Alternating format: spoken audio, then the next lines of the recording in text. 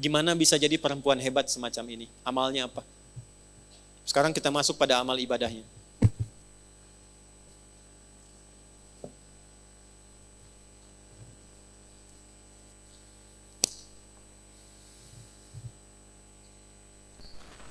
Jadi kalau ibu ingin naikkan level, mendekati Sayyidah Aisyah, ya, kan ada level ingatan tuh 4 ya Bu. Ya, 1, cepat ingat, lama lupa. Oke. 2, lambat ingat, lambat lupa. 3, lambat ingat, cepat lupa. Baik, ini yang parah nih. Ya, ini yang parah. Yuk kita ulangi dulu. 1, cepat ingat, lambat lupa. 2, cepat ingat, lambat lupa. 3, cepat ingat, cepat lupa. Nah, ini yang repot ini. Yang keempat, lambat ingat, cepat. Saya udah nerangin 2 jam. Paham Ibu? Tidak. Ya. Begitu mau ditutup, paham. Keluar, lupa. Baik. Sayyidah Aisyah ini level nomor 5. Cepat ingat, sulit lupa. Cepat ingat, sulit. Jadi Bu, bukan mau ingat, mau lupa susah. Mau lupa susah. Biasanya kan yang begitu utang ya. Ya kan? Ya. Ini yang kelima, cepat ingat, sulit lupa. Amalannya apa? Yuk kita bagi 2 saja. 1, sholatnya. Amalan sholatnya. Itulah sebabnya kenapa tadi saya sebutkan di awal tentang saudara beliau Abdurrahman ini.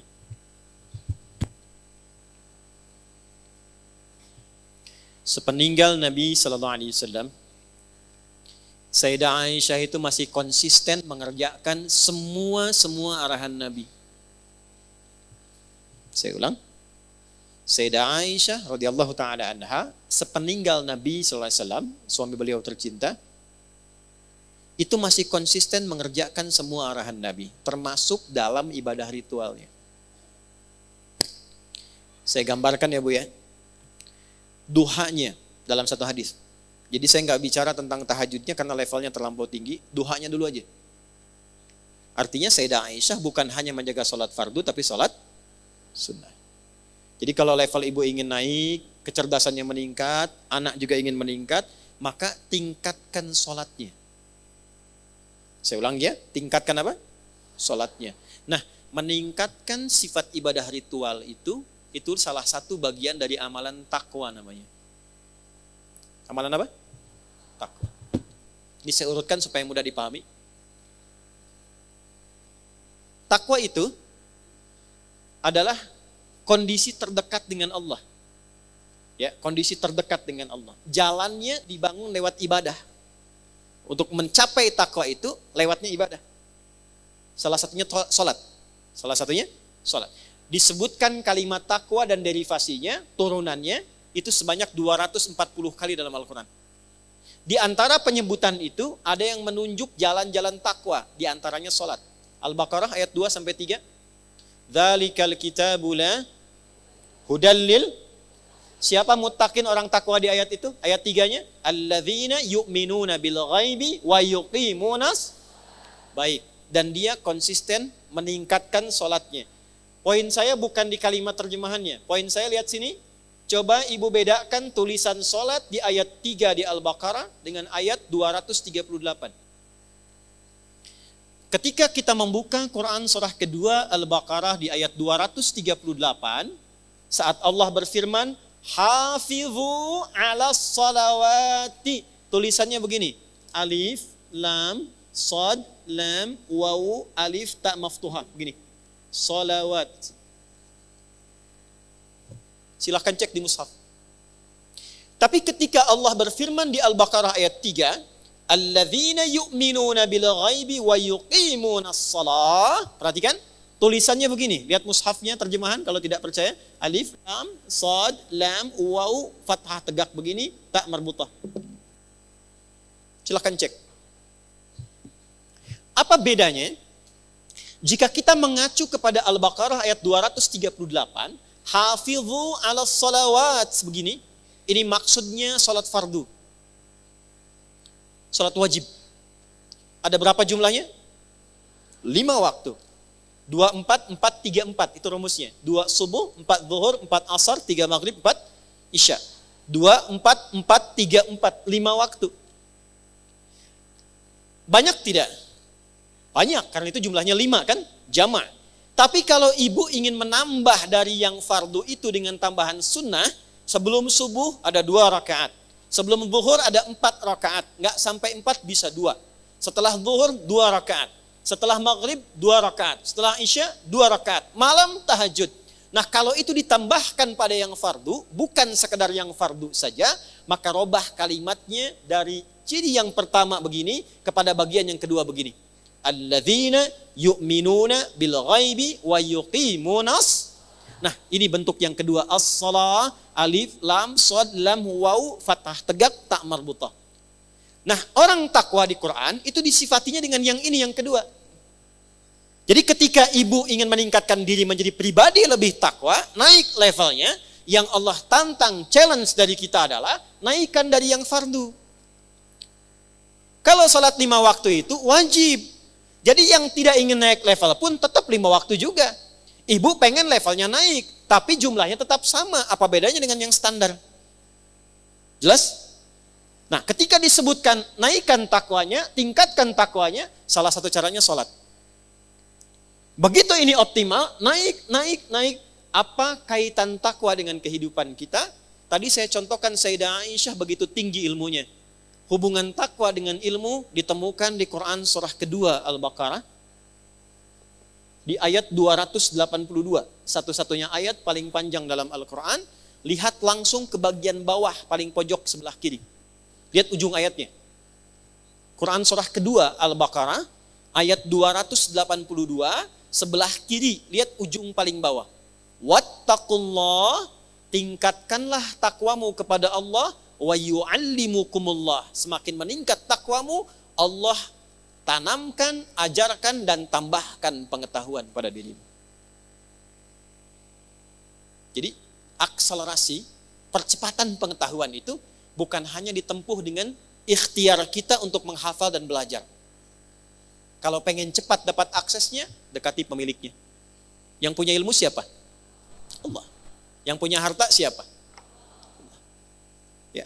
Alhamdulillah Allah titipkan pengelolaan sebagai amanah tempat ini kepada Bu Anita. Punya akses dengan Bu Anita, cepat nih bisa pesan tempat nih. Bahkan kita bisa pesan Bu, kalau bisa besok-besok di depan ada domnya ya. Supaya yang di luar itu misalnya bisa lebih nyaman. Sepakat?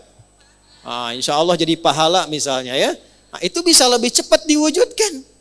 Ketimbang saya bilang sama Teh Nanet. Ya?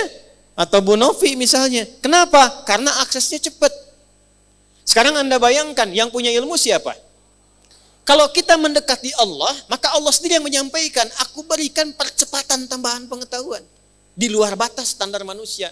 Itulah sebabnya orang dulu tuh tahu betul. Kalau ingin cepat pintar yang diajarkan, sholat dulu Bu. Pernah dengar Abdullah bin Mas'ud? Abdullah bin Mas'ud itu belajar bahasa Persia. Dan Ibnu Abbas itu belajarnya cuma 3 hari.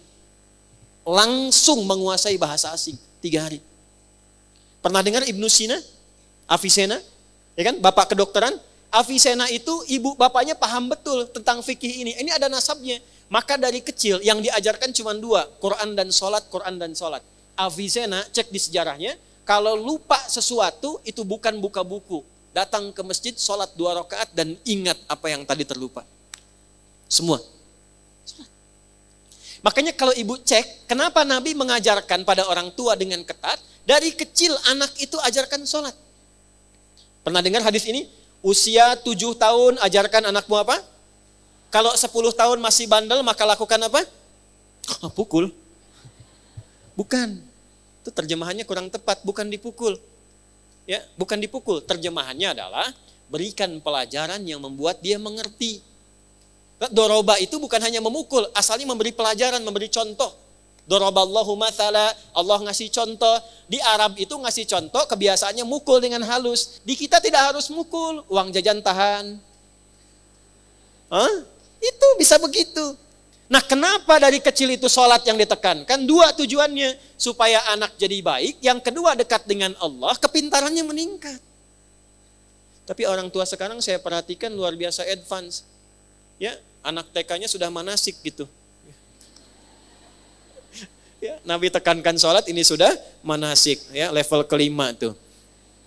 Ini kan level 2. Jelas ya? Wattaqullaha wa yu'allimukumullah. Sekarang lihat cara sholatnya Sayyidah Aisyah. Saat duha. Duha itu sholat fardu atau sholat sunnah? Perhatikan kesaksian dari keponakan beliau.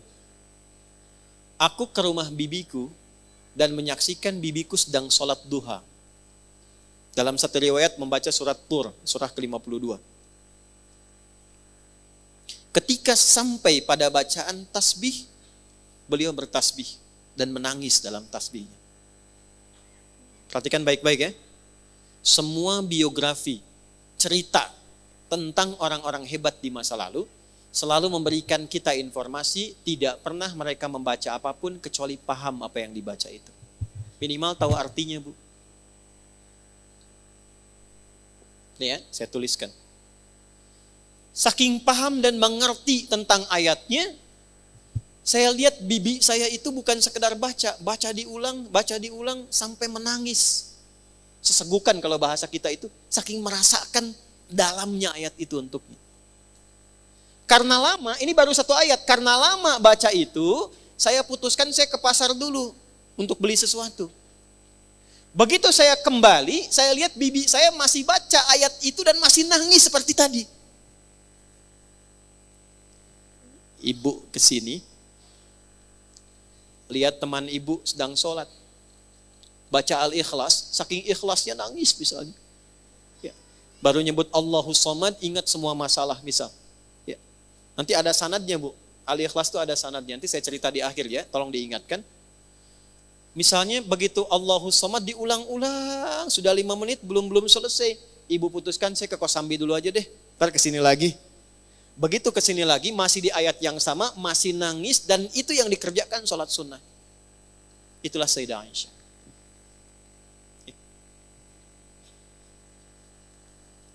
Nah, jadi kalau sekarang kita berpikir ingin menaikkan level dan meneladani ini, cara pertamanya adalah, 1, jangan biarkan semua ibadah kita itu hampa makna. Jangan biarkan tidak mengerti apa yang kita kerjakan dan kita lakukan dalam ibadah kita. Karena di Islam itu unik, semua ibadah itu ada artinya, Bu. Ada petunjuknya. Ini sindiran yang halus dari Allah ya, bukan dari saya. Di Quran surah ke-29 ayat 45. Bahasa tafsirnya gini, ini nggak ditemukan di terjemahan. Bahasa tafsirnya, maaf, akan ditemukan orang sholat yang tidak paham, tidak mengerti apa yang dibaca dan dilakukan dalam sholatnya. Saya bacakan ayatnya. Utslu ma uhiya ilaika minal kitab. Utslu. Kalau ibu buka mushaf, di situ terjemahannya bacalah. Coba lihat, utslu terjemahannya apa? Bacalah. Ada yang bawa mushaf? Terjemahannya apa di situ? Bacalah kan? Utslu, tahan. Utslu, bacalah kan? Baik. Sekarang saya tanya, wahyu pertama turun apa? Iqra, apa artinya Iqra? Kalau sama-sama terjemahannya, kenapa kalimatnya beda? 1 utslu, kedua Iqra. Bu, kalau Iqra, tuh Iqra. Dari kata kiro'atun. Artinya baca tanpa menuntut paham. Yang penting baca. Jelas? Kalau utslu dari kata tilawah. Tilawah. Punya 3 arti. 1, baca. 2, pahami yang dibaca itu. 3, amalkan sesuai pemahaman dari bacaan tadi. Baca, pahami, amalkan, kerjakan. Itu tilawah. Baik, kenapa wahyu yang pertama bacaannya Iqra bukan utslu? Karena Nabi itu nggak pernah belajar baca, apalagi paham. Nggak pernah sekolah, nggak pernah baca, ummi sifatnya, ummi. Ya, seperti dilahirkan oleh ibu. Ummi itu maksudnya seperti yang baru dilahirkan oleh ibunya. Ada nggak anak yang baru lahir langsung bisa baca? Ya, begitu lahir, ini Budi, ini Ibu Budi. Nggak ada. Ya. Orang lahir itu nggak bisa baca, nggak paham pengetahuan. Nabi itu sifatnya ummi. Maksudnya kayaumi wiladati ummihi. Seperti hari dilahirkan ibunya, nggak bisa baca, nggak pernah sekolah, nggak punya guru. Jadi bagaimana bisa paham? Baca saja nggak bisa. Maka turunlah kalimatnya Iqra bukan utslu. Iqra, Muhammad baca. Jawabnya apa? Ma'ana biqari, saya nggak bisa baca. Kalau ayatnya turun utslu, salah ayatnya. Karena memerintahkan paham. Baca aja nggak bisa, apalagi paham. Jelas? Tapi setelah ayat turun diajarkan sholat, dibimbing malaikat Jibril. Turun perintahnya, Muhammad jangan sekedar dengar bacaan Jibril. Belajar, pahami dari Jibril. Amalkan dari pemahaman itu. Baca Quran dengan artinya sampai paham, itu tilawah namanya. Makanya saat ada orang baca Quran, tapi tidak ada penerjemah, disebutnya qori kan? Qori karena dia cuma qiraah. Tapi ketika di sampingnya ada yang menerjemahkan bacaan itu, siapa namanya? Sari tilawah.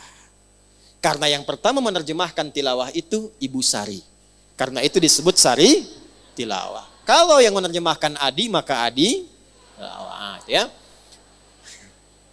Jadi sebetulnya namanya tilawah saja, tidak ada sarinya. Ya, Sari itu bahasa kita karena yang pertama terjemah Ibu Sari. Sekarang lihat, balik ke Sayyidah Aisyah tadi. Sayyidah Aisyah, paham tidak beliau apa yang dibaca? Mengerti tidak? Kenapa? Karena paham ayatnya. Perhatikan, utslu ma uhya ilaika minal kitab. Muhammad sebelum tunaikan sholat baca dulu. Pahami dulu ketentuan dalam sholat. Pahami dulu yang mau engkau baca dalam sholat. Wa aqimis sholat, setelah paham, baru kerjakan sholat. Itu yang menjadikan sholat kita itu jarang khusyuk. Itu yang menjadikan orang-orang yang sholat itu jarang khusyuk. Karena nggak ngerti yang dibaca. Coba jujur ya, saya tanya nih. Ibu ribuan kali ruku dan sujud. Paham nggak yang dibaca dalam ruku? Ngerti nggak yang dibaca dalam sujud? Nah itu yang menjadikan ketika sholat, setan itu begitu leluasa menggoda. Ini dari Nabi ya, kisi-kisinya nih. Ada di Abu Daud. Ada setan khusus, catat nih. Setan khusus yang tugasnya menggoda orang sholat. Tadi kan kita sepakat kurikulum fikih kuburan ya. Tambahan satu lagi nanti kita belajar insya Allah fikih setan. Nah, belum pernah ada kan? Malaikat ada 10, setan jenisnya ada 9 yang pokok. Perhatikan, kalau tidak tahu setannya, kita tidak tahu di mana jebakannya. Karena selama ini ternyata yang menjebak bukan hanya Batman, tapi setan. Okay? Nah ada setan khusus menggoda orang sholat. Tahu namanya siapa? Namanya Khanzab. Tugasnya dimulai kapan? Saat kita mulai bertakbir. Jadi gini kondisinya nih. Sebelum takbir, Nabi yang mengatakan nih, riwayatnya sebelum takbir itu kita bisa fokus, siap-siap. Tapi begitu tangan diangkat dan lisan mengucapkan Allahu Akbar, fayaqulu syaitanu, maka Nabi mengatakan setan mulai bertugas. Uzkur kada, uzkur kada. Dia akan menampilkan kepada kita semua apa yang bisa diingat. Hatta la yash'ural musalli kam raka'atan yusalli, sehingga orang salat itu enggak fokus salatnya, bahkan dia bisa mengingat apa yang tidak ingin dia ingat, dan ada orang salat bahkan yang lupa berapa rakaat sedang menunaikan salatnya. Pernah terjadi? Allahu Akbar. Tadi saya lupa ya, status belum diupdate ya yang di Instagram. Ya Allah, tadi nyimpan sendal di mana? Jemuran belum diangkat. Itu semua. Baru takbir. Apa yang mencegah kita supaya bisa mengatasi godaan tadi? Salah satunya, perhatikan, lisan berkata, pikiran menerjemahkan, hati meresapi. Saya ulangi, lisan berkata, iqrarum bil lisan, pikiran menerjemahkan, tarjamatul aqli, hati meresapi, tasdiqum bil qalbi. Idealnya begini Bu, Allahu Akbar, tangan diangkat, buang urusan dunia ke belakang. Dunia jangan dibawa-bawa. Lisan mengucapkan, kenapa dunia jangan dibawa, apapun statusnya. Punya kedudukan, punya harta, punya ilmu, sudah. Sekarang saat sholat kamu hamba, yang mungkin wafat dalam sholatmu itu. Buang semua dunia ke belakang.